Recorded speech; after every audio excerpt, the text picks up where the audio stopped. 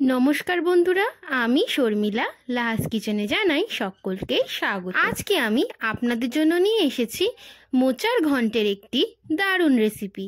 আমি কি করে চট জলদি বাড়িতেই এত টেস্টি মোচার ঘন্ট বানাই, চলুন তাহলে দেখে নিই। প্রথমে মোচা নিয়ে মোচার খোলস ছাড়িয়ে মোচার ফুলগুলো বার করে মোচার ফুলের ভেতরে যে প্লাস্টিকের মতো অংশটা আছে সেটা বার করে ফুলগুলো কুচিয়ে কেটে নেব। এরপর প্রেসার কুকারে কুচিয়ে নেওয়া মোচা নুন হলুদ দিয়ে ভালো করে ধুয়ে নেব।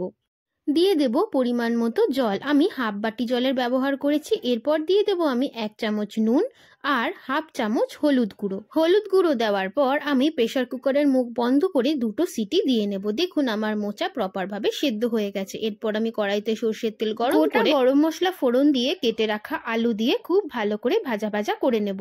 এরপর দিয়ে দেব আমি 2 চামচ মতো জিরে এবং শুকনো লঙ্কা বাটার পেস্টটা দিয়ে আমি খুব ভালো করে আলুর সাথে ফ্রাই করে নেব। ফ্রাই করার পর আমি দিয়ে দেব 2টো মিডিয়াম সাইজের টমেটো কুচি। টমেটোটাও কিন্তু খুব ভালো করে ফ্রাই করে নেব এবং ফ্রাই করব যতক্ষণ না টমেটোটা মজে যাচ্ছে। এবার টমেটোটা মজে গেছে, সেই মুহূর্তে দিয়ে দেব 1 চামচ ঝাল লঙ্কার গুঁড়ো, হাফ চামচ হলুদ গুঁড়ো এবং সেদ্ধ করা মোচা আমি এর মধ্যে এবার দিয়ে দেব। দিয়ে খুব ভালো করে কষিয়ে নিতে হবে এবং এই সময় কিন্তু ধরে যাওয়ার সম্ভাবনা থাকে, তাই খুন্তি দিয়ে কিন্তু কনস্ট্যান্টলি আমাদের নাড়িয়ে যেতে হবে। এরপর আমি দিয়ে দেব 1 চামচ পরিমাণ মতো নুনটা কিন্তু আপনারা আপনাদের মতো বুঝে দেবেন। নুন দেওয়ার পরেও কিন্তু আমি কনস্ট্যান্ট নাড়িয়ে যাচ্ছি, দেখতেই পাচ্ছেন। এই মুহূর্তে দিয়ে দেব বড় চামচের 1 চামচ ঘি আর হাফ চামচ গরম মশলা গুঁড়ো। দেখবেন মোচার ঘনত্বটা যখন কমে আসবে ঠিক সেই মুহূর্তেই কিন্তু ঘি গরম মশলাটা দিতে হবে।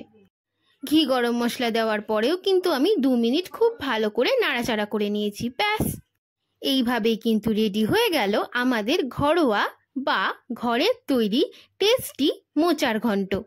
এইভাবে মোচার ঘন্ট বানালে কিন্তু কোনো ঝামেলাই থাকে না, খুব চটজলদি কিন্তু মোচা রান্না হয়ে যায়। আর আমার এই পদ্ধতি যদি আপনারা ফলো করে বাড়িতেই বানিয়ে নিতে পারেন তাহলে তো আর কোনো কথাই নেই, দুপুরের ভাত কিন্তু জমে যাবে। আর হ্যাঁ, এই প্রসেসে মোচার ঘন্ট বানালে কিন্তু রুটির সাথেও খেতে দারুণ লাগে। গরম গরম দুপুরের খাবারের ভাত, বিউলির ডাল আর সাথে যদি এইরকম মোচার ঘন্ট থাকে তাহলে তো আর কোনো কথাই নেই। সত্যি বলছি, দুপুরটা কিন্তু একদম জমে যাবে।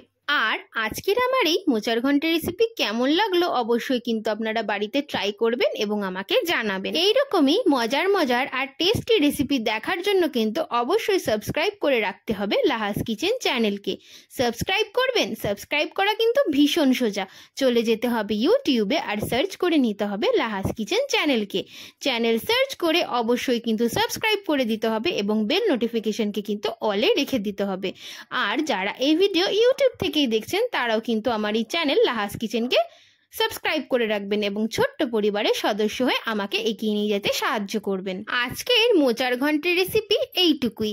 দেখা হচ্ছে কালকে কোনো অন্যরকম বা নতুন রেসিপি নিয়ে। সবাই কিন্তু খুব ভালো থাকবেন, সুস্থ থাকবেন। আজকে এইটুকুই, টাটা।